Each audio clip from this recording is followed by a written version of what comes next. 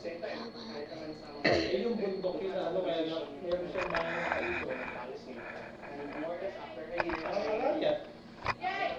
Oh! Pampanga sa kabilang side, Wait. may siya. Yeah?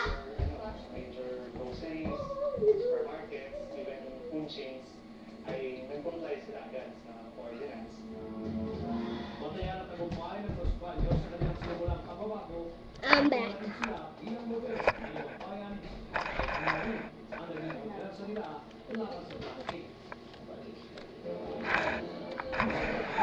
Maraming mamimili, masagana ang Wow. pero ang higit na kapansin-pansin ang mga namamalengke. May kanya-kanyang dalang sariling plot sa pamimili. Ang mga ito, sako pa nga ang dala. Palengke ito sa Muntinlupa City. Sabi ng- Ang ordinansa na ipasa. May pagkakataon, paano awan Ano sa may bayan? gamit ng mga plastic bag at styrofoam bilang pambalot sa mga paninda at pagkain. Ano mangyayari kung yan ay bumili sila tapos nilagay nila sa isa pang plastic? Babalik. Ano yan? Oh, in the house. In the house, and the things to do.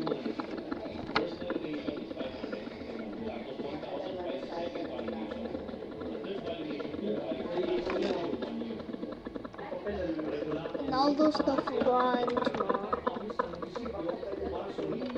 Oh yeah, do some stuff. Do, do, do, do.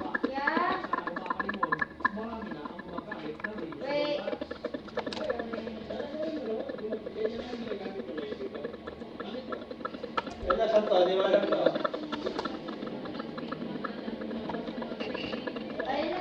Sabi ka, di ba natin?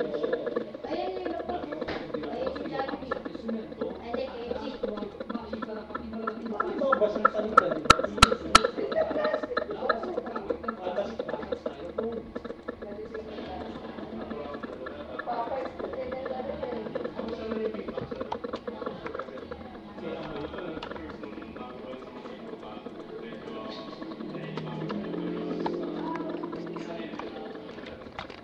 Sinasabing landmark place sa Muntinlupa pagdating sa ordinansa sa plastic.